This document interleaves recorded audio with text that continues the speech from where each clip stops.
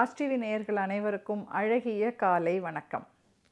பந்தர்பூர், பண்டரிபுரம், பாண்டுரங்கன் இருக்கும் பண்டரிபுரம் உருவான கதை நமக்கு தெரியுமா? அதை தான் நாம் இப்போ பார்க்க போகிறோம்.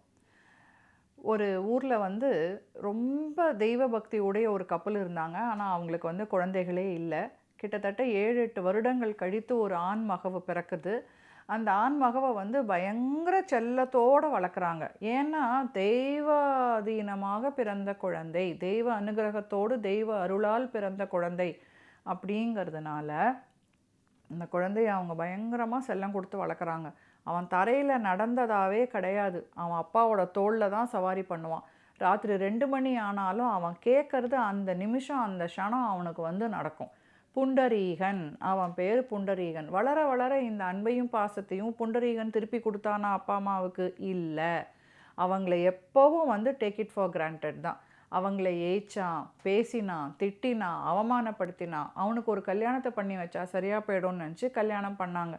பெத்த பிள்ளையே அப்பா அம்மாவை ஏய்க்கும்போது மருமக என்ன பண்ணுவா? மருமகளும் மாமியார் மாமனாரை மதிக்கவே இல்லை.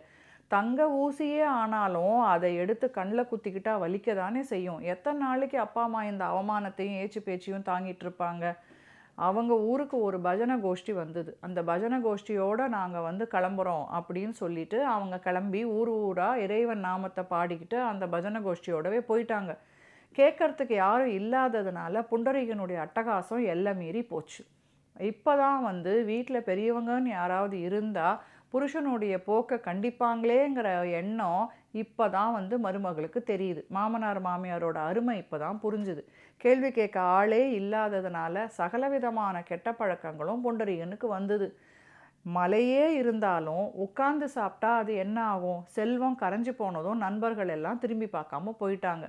இப்போது மருமக என்ன சொல்கிறா? இதுதான் சான்ஸுன்னுட்டு யாத்ரீகம் போயிருக்கிற மாமனார் மாமியாரை தேடி கண்டுபிடிச்சி வீட்டுக்கு கூட்டிகிட்டு அவங்கள வச்சுக்கலாம் அப்படின்னு மருமக சொல்கிறா. இதை புண்டரீகன் காதில் வாங்கலை. ஆனாலும் அவள் திரும்பி நெய் நெய் நெய் நெய்ன்னு அவனை தொலைச்சி எடுக்க புண்டரீகன் ஒத்துக்கிறான். அவங்கள தேடி ஊர் ஊராக விசாரித்து இவங்க குதிரையில் பயணம் பண்ணுறாங்க. ஒரு இடத்துல அவங்கள கண்டும் பிடிக்கிறாங்க. இப்போது மாமனார் மாமியாரை வீட்டுக்கு வர சொல்லி கேட்குறாங்க. புண்டரீகனும் அப்பா அம்மா கூட இருந்தால் தேவலையாக இருக்குமோ அப்படின்னு நினைக்கிற சமயத்தில் அவனுக்கு அப்பா அம்மாவை கூட வச்சுக்கிறதுக்கு சுத்தமாக இஷ்டம் இல்லை. அவன் யோசித்து முடிவெடுக்கலான்னு பொண்டாட்டிகிட்ட சொல்லிட்டு ஒரு இடத்துல போய் தங்குறாங்க. ஒரு மடத்தில் தங்குறாங்க. அதுக்கு பக்கத்தில் தான் அப்பா அம்மாவும் தங்கியிருக்காங்க. ஆனாலும் அப்பா அம்மாவை போய் பார்க்கணும் அப்படிங்கிற எண்ணம் அவனுக்கு வரலை. புண்டரீகன் தங்கியிருக்கிற இடத்துக்கு நேர் எதிரில் ஒரு ஆசிரமம் இருக்குது.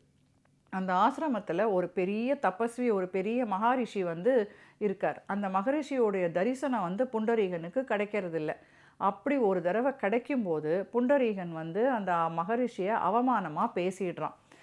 அந்த மகரிஷி அவன் அவமானமாக பேசினாலும் அதை பெருசாக எடுத்துக்காமல் சிரிச்சிட்டே அவர் ஆசிரமத்துக்குள்ளே போயிடுறார். ஒரு நாள் ராத்திரி அந்த மடத்தில் புண்டரீகன் தூக்கம் வராமல் தவிச்சிட்டு இருக்கும்போது விடியற் காலையில் ஒரு 2-3 மணி சாமத்தில் 3 அசிங்கமான பெண்கள் அந்த ஆசிரமத்துக்குள்ளே நுழைஞ்சு இப்போ சகலவிதமான வேலைகளையும் பண்ணுறது. வாசல் தெளிக்கிறது, கோலம் போடுறது, பூ பறிக்கிறது, மாலை தொடுக்கிறது, பூ செடிகளுக்கு தண்ணி ஊற்றுறதுன்னு சகலவிதமான வேலைகளையும் பண்ணுற 3 பேரை பார்க்குறான். பொழுது புலர போகிற சமயத்தில் பார்த்தா அந்த அகோரமான 3 பெண்களும் யௌவனமாக இருக்கிறாங்க. ரொம்ப அழகான பெண்களாக மாறிடுறாங்க. இவனுக்கு இது புரியவே இல்லை. இந்த 3 பெண்கள் யாருன்னு தெரிஞ்சுக்கிற ஆவலில் அவங்கக்கிட்ட போய் அவன் பேசுகிறான். அப்போ அந்த 3 பெண்களும் சொல்கிறாங்க, நாங்கள் தான் கங்கா, யமுனா, சரஸ்வதி. நாங்கள் மக்கள் அவங்களுடைய பாவத்தை எங்கள் நதியில் எங்களுடைய இடத்துல கழிக்கிறதுனால அந்த பாவங்களை சுமந்து நாங்கள் அகோரமாக மாறிடுறோம். ஆனால் இந்த ரிஷியோட ஆசிரமத்தில் நாங்கள் சேவை செய்யும்போது எங்களுடைய ஒரிஜினல் ஃபார்ம் எங்களுக்கு கிடைக்கிது அப்படின்னு சொல்கிறாங்க. இப்படிப்பட்ட ரிஷியை நான் அவமானப்படுத்தினேன்னு அவனுக்கு ஒரு பெரிய ஷாக் ஆகுது.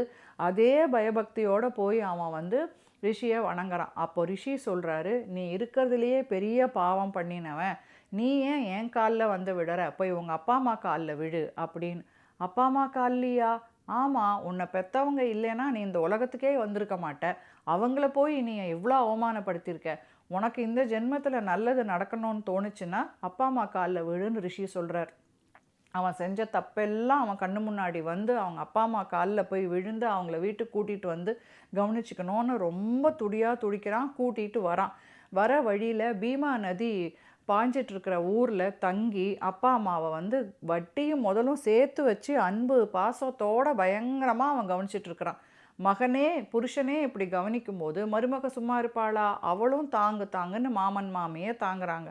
அப்பாவுக்கு அம்மாவுக்கும் புலங்காகிதம். அவங்களுக்கு ரொம்ப சந்தோஷம். ஒரு சமயம் அப்பாவோட காலை அமுத்திட்டு இருக்கும்போது அந்த ஊரில் கிருஷ்ணர், நம்மளுடைய ஸ்ரீகிருஷ்ணர் இருக்கார் பாருங்க, அவர் புண்டரீகனை சோதிக்கிறதுக்காக, புண்டரீகா நான் வந்திருக்கேன் பாரு, எழுந்து வா, என் கூட வந்து பேசு, விளையாடு அப்படின்னு கூப்பிடுறார். அப்போது புண்டரீகன் என்ன சொல்கிறான், பக்கத்தில் இருந்த ஒரு செங்கல்ல எடுத்து தூக்கி போட்டு, கிருஷ்ணா இதில் வெயிட் பண்ணு, எங்கள் அப்பாவும் அம்மாவும் தூங்கிட்டு இருக்காங்க, இப்போ நான் வந்து எழுந்து வந்தேன்னா அவங்களுடைய தூக்கம் கலைஞ்சு போயிடும், அவங்க தூங்கி எழுந்ததுக்கப்புறம் நான் வரேன், அது வரைக்கும் சித்த உட்காரு அப்படின்னு சொல்லிடுறான். ஒரு செங்கல் மேலே பாண்டுரங்கன் வெயிட் பண்ணிகிட்ருக்கார். அப்பா அம்மா தூங்கி எழுந்ததுக்கப்புறம், ஆஹா ஸ்ரீ மகான் கிருஷ்ணனே வந்து என் பையனுடைய விளையாட்டுக்காக காத்திருக்காரா, என் பையன் கூட விளையாடுறதுக்கு காத்துருக்காரா, எப்பேறுபட்ட பாக்கியம், என் பையன் எவ்வளோ திருந்திட்டான், எவ்வளோ நல்லவன் ஆயிட்டான்னு எல்லாருமா சேர்ந்து அவங்க கிருஷ்ண பரமாத்மா காலில் விழுந்து வணங்குறாங்க. அப்போ கிருஷ்ணர், உனக்கு நான் வந்து வரம் கொடுக்குறேன், உனக்கு என்ன வேணும் புண்டரீகா கேளு அப்படின்னு சொல்லும்போது, புண்டரீகன் என்ன சொல்கிறான்னா, ஆக்ரோஷமாக ஓடிட்டுருக்கிற பீமா நதி சாந்தமாக ஓடணும், இந்த ஊர்க்காரங்களுக்கு வந்து உன்னுடைய அருள் எப்பவும் கிடைக்கணும், நீ இங்கேயே இருக்கணும் அப்படின்னு வேண்டறான். கிருஷ்ண பரமாத்மா என்ன சொல்கிறார், ஆக்ரோஷமாக ஓடிட்டுருக்கிற இந்த பீமா நதி சாந்தமாக வளைஞ்சு ஓடட்டும், ஒரு சந்திரபிரபையோடைய ஷேப்பில் இந்த நதி ஓடட்டும்னு அந்த நதிக்கு சந்திரபாகான்னு பேரும் வச்சு, நீ இருக்கிற இந்த இடத்துக்கு பேர் உன்னுடைய பேரையே நான் வைக்கிறேன், புண்டரீகபுரம் அப்படின்னு இது முதல் ஜனங்க எல்லாரும் சொல்லுவாங்க அப்படின்னு அருளும் கொடுத்துட்டு போகிறார். அந்த வரத்தையும் கொடுத்துட்டு போகிறார். இந்த புண்டரீகபுரம் தான் நாளடைவில் மருவி பண்டரிப்பூர் பந்தர்பூராக மாறிச்சு.